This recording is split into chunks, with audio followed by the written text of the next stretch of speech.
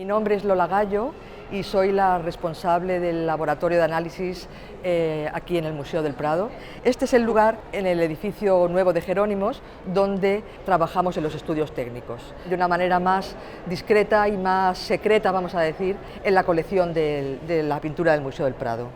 Es un laboratorio moderno, muy bien dotado, con técnicas de análisis específicas para el estudio de la pintura. Una línea de investigación que llevamos desde hace algunos años en el museo es en el estudio de los pigmentos laca. A diferencia de los pigmentos a secas, los pigmentos de origen inorgánico, los minerales, tienen una doble composición.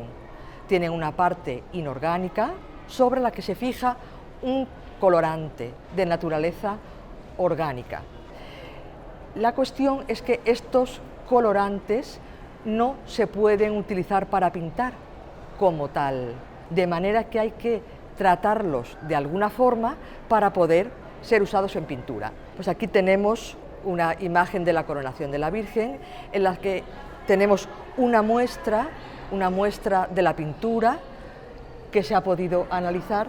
Este es el color púrpura o rojo oscuro que tiene, en este caso es el manto de Cristo, y lo que hemos identificado en esta muestra de pigmento laca es cochinilla de origen americano.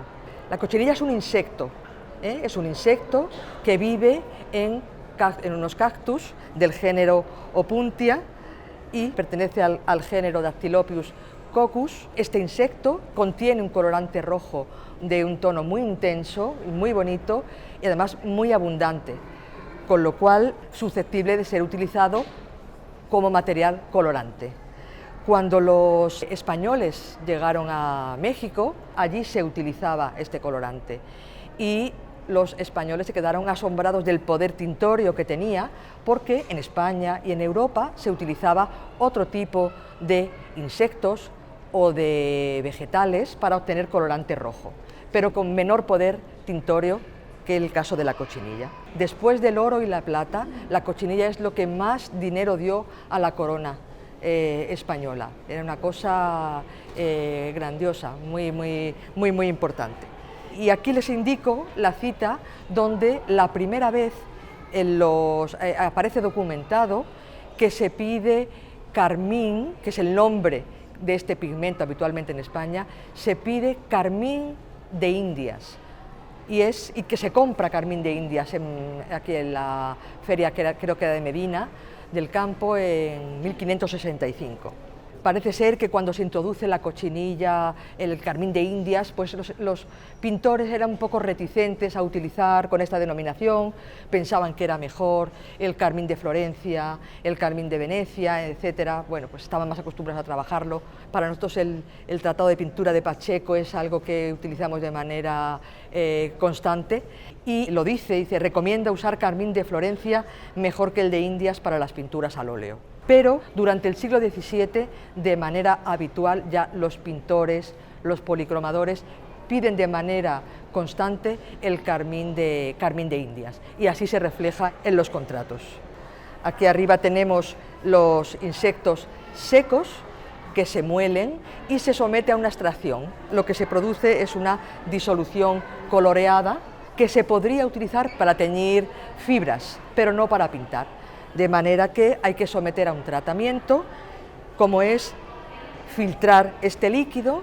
Una vez filtrado, se le añade un producto que se denomina alumbre, y en unas condiciones específicas de pH, lo que se produce es un precipitado.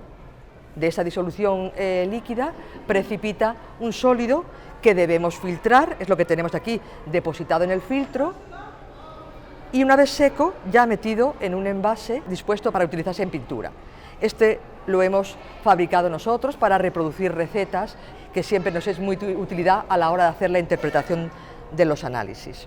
Entonces, bueno, pues simplemente ya para terminar les voy a poner algunas imágenes de obras de otros artistas, como la Crucifixión del Greco, que en toda la zona de los colores rojo anaranjado y rojo también de del manto de la Virgen pues es ese material en zurbarán también, el color rojo presente, en mazo, que en la vista de Zaragoza, que hay algunas figurillas más pequeñas pintadas también con el color rojo, pues también hemos identificado cochinilla, murillo, etc.